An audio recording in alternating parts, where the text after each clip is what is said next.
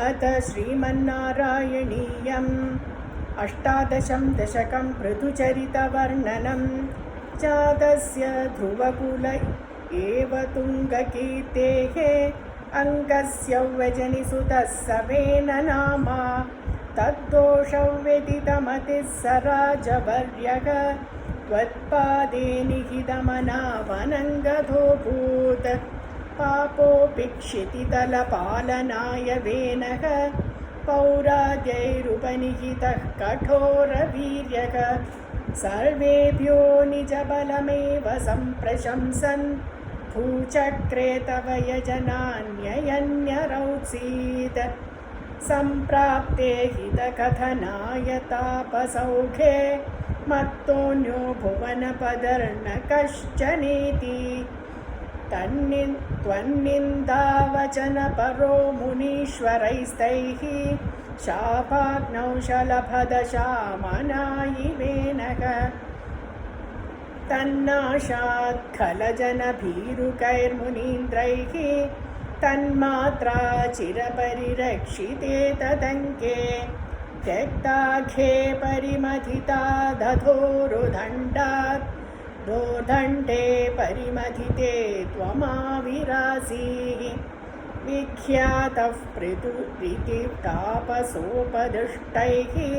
सूदाद्यैः परिणुदभाविभूरिवीर्यः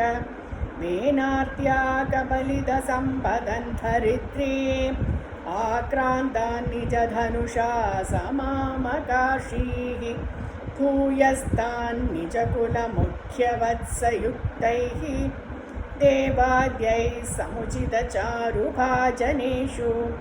अन्नादीनभिलषितानि यानि तानि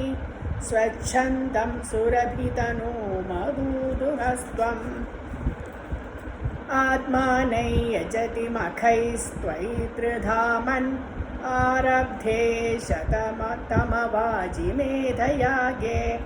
स्पर्धालुष्यतमखयेत्यग्नि च वेशक हृत्वाश्वन् तव तनयात् पराजितोऽभूत् देवेन्द्रं मुहुरिति वाजिनं हरन्तं वह्नौ तं मुनिवरमण्डले जुहूषौ रुन्धाने कमलभवे क्रतौ समाप्तौ साक्षात् त्वं मधुरिपुमैक्षथा स्वयं स्वं तद्दत्तौ वरमुपलभ्य भक्तिमेकां गङ्गान्ते विहितपदः कदापि देव सत्रस्थं मुनिनिवहं हितानि शंसन् ऐशिष्ठासनकमुखान् मुनीन् पुरस्तात् विज्ञानं सनकमुखोदितं दधानः स्वात्मानं स्वयमगमो वनान्तसेवी तत्तादृक्पृथुवपुरीश सत्वरं मे रोगौघं प्रशमय पातकेकवासिन्